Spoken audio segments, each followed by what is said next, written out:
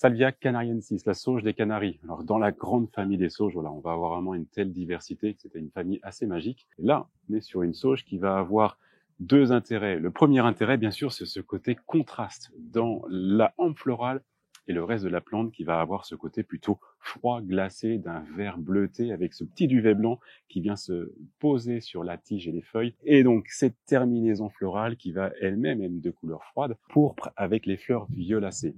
Et ça, c'est vraiment un ensemble qui est magique, et d'autant plus quand vous voyez brassé comme ça par le vent. Alors, au niveau de la fleur, comme toutes les sauges, on est dans la famille des Fabiacées, donc vous allez avoir ces deux lèvres, la lèvre supérieure et la lèvre inférieure.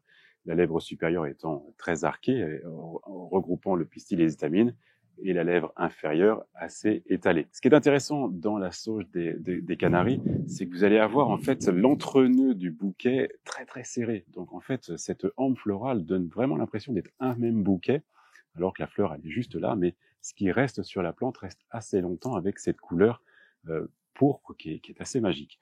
Et comme je dis, magique par rapport à ce duvet qui se pose sur la plante et qui donne ce côté assez froid et assez impressionnant, alors qu'on est sur une plante qui, bien entendu, s'installe dans des pays très chauds. Alors, pour revenir sur la tige et les feuilles, donc les feuilles sont à feuillage persistant, donc vous pouvez les conserver et les garder d'une année sur l'autre, juste en étêtant les fleurs, et la plante repartira et continuera à croître. Alors, ce qui est intéressant, c'est ce bouquet qui va être sur la partie haute de la plante.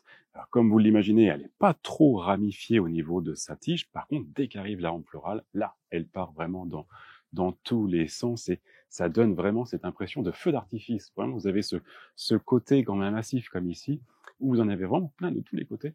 Et dès que le vent va commencer à fouetter, à balayer toutes ces petites hampes, voilà, vous avez vraiment un bouquet final qui est assez extraordinaire. Alors pour revenir sur la feuille et sur la tige, donc feuillage persistant, donc si vous les laissez, bah voilà, vous allez avoir une présence toute l'année, mais on le dit quand même, c'est une plante gélive. Alors c'est vrai que dans la phase de réchauffement que l'on connaît, on peut la garder dehors, et je pense que c'est ce qui se passe ici au Jardin des Plantes de la ville de Nantes, où ils laissent les sauges dans cette rocaille toute l'année. Ils ne doivent pas seulement étêter, je pense qu'ils descendent vraiment très bas. Donc là, le côté des feuilles persistantes, on n'a pas un grand intérêt. Quoique, quand je vois le côté jaunâtre des feuilles qu'on a ici, je pense qu'on a une plante qui doit quand même rester l'hiver pour certaines tiges. Mais autrement, on voit bien qu'ils coupent ici, et ils doivent certainement pailler pour préserver la plante des grosses gelées. Donc voilà, donc c'est vraiment une plante qui est très facile d'entretien.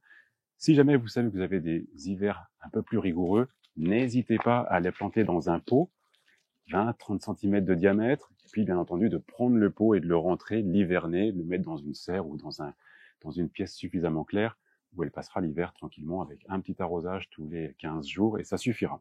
Et vous la ramenez dans le jardin, vous la replantez à l'emplacement au mois d'avril. Vous la plantez en plein soleil, bien entendu, elle tolérera des environnements mi-ombre, mais si possible, avoir la partie de l'après-midi au soleil.